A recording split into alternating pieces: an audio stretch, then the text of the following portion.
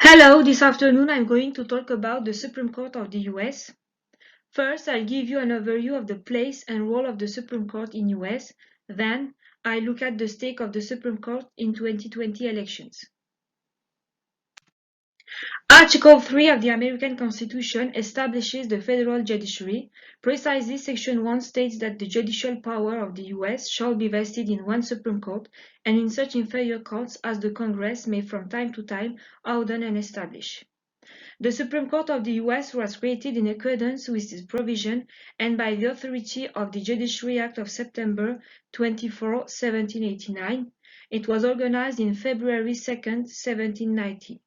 This act created a Supreme Court with 6 justices, and it also created the lower court system.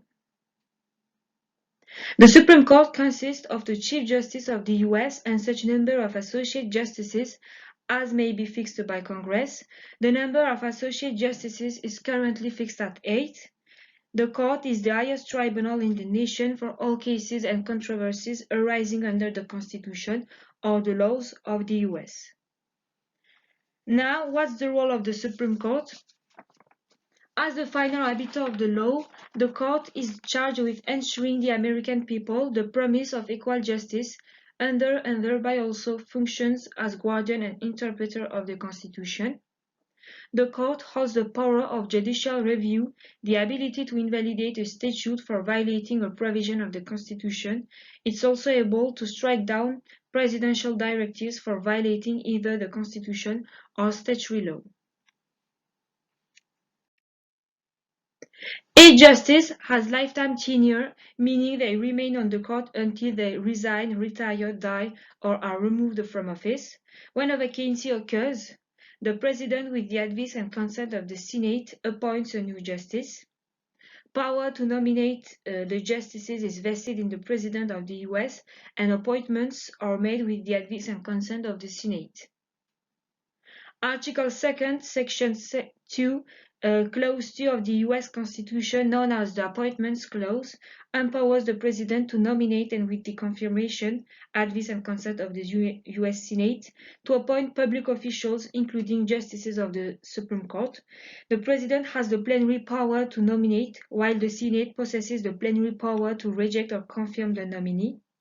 The Constitution sets no qualifications for service as justice, thus a president may nominate anyone to serve and the Senate may not set any qualification or otherwise limit who the president can choose.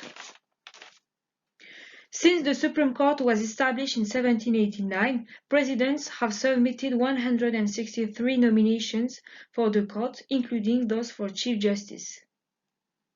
What is the stake of the Supreme Court in 2020 elections?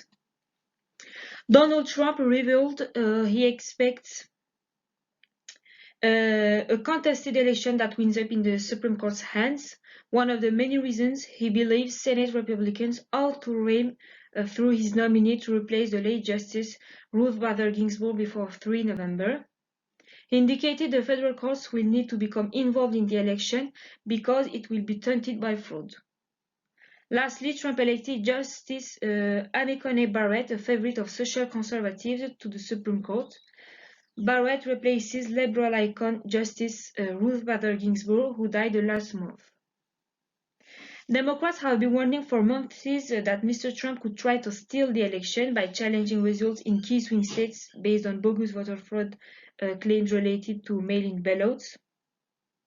Barrett is a staunch conservative whose 2017 confirmation included allegations that Democrats were attacking her Catholic faith, was at the White House twice the last month, including for a Monday meeting with Trump.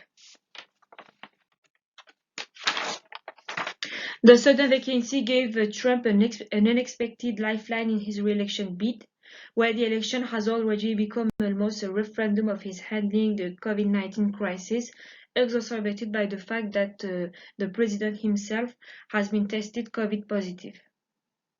What is the Americans' opinion? A Reuters Ipsos opinion survey showed that 62% of US adults thought that the vacancy should be filled by the presidential election winner, while 23% disagreed. But it's not so simple. In the 20th election, Supreme Court's decision effectively settled the election, but only because both parties and the people chose to accept the decision, or more precisely, chose to accept the court's authority to make the decision. Whether the public would accept an electoral result determined by a state Supreme Court or some combination of state court and federal court decisions seems much more doubtful.